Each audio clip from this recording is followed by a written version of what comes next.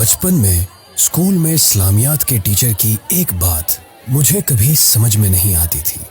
وہ اکثر کہا کرتے تھے کہ خوشی اور غمی کا تعلق حالات سے نہیں بلکہ سوچ سے ہوتا ہے۔ اس بات کا مطلب مجھے پچھلے ہفتے سمجھ آیا جب میں اپنی مصیبتوں کی لسٹ لے کر ایک بزرگ کے پاس پہنچا۔ بزرگ نے پوچھا کیسے آنا ہوا؟ میں نے کہا زندگی مسائل سے گھری ہوئی ہے، آپ حل بتائیے۔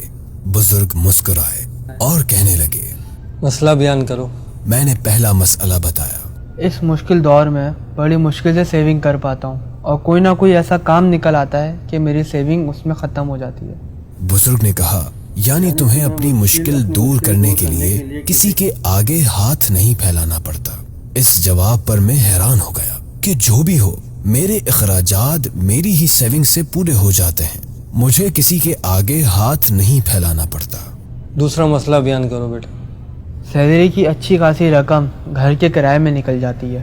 اس کا مطلب تمہارے پاس سر چھپانے کے لیے چھت موجود ہے نا؟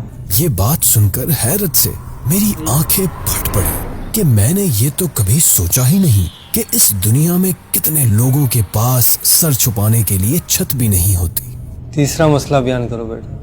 حضرت ہر مہینے گیس، بجلی، پانی، پیٹرول کا اچھا خاصا ٹیکس ادا کرنا پڑتا ہے۔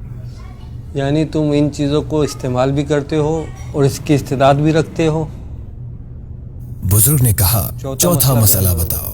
مہنگائی کی وجہ سے دن میں 2 جابیں کرنی پڑتی ہیں، تھک جاتا ہوں۔ بزرگ پھر مسکرائے اور کہا یعنی تمہارے اندر 2 جابز کرنے کی طاقت ہے نا؟ ساتواں مسئلہ۔ میں نے کہا ساتواں مسئلہ کوئی مسئلہ ہی نہیں رہا، آپ نے میری سوچ ہی بدل دی، گویا کہ مجھے خوش رہنے کا فارمولا دے دیا۔ بزرگ نے قرآن کی آیت پڑھی لا یکلف اللہ نفسا الا وسعها۔ اللہ تعالی کسی پر طاقت سے زیادہ بوجھ نہیں ڈالتا، لہذا غریب پر زکوٰۃ نہیں، نادار پر حج نہیں، بیمار پر نماز میں قیام فرض نہیں، اور سب کا خیال رکھتا ہے۔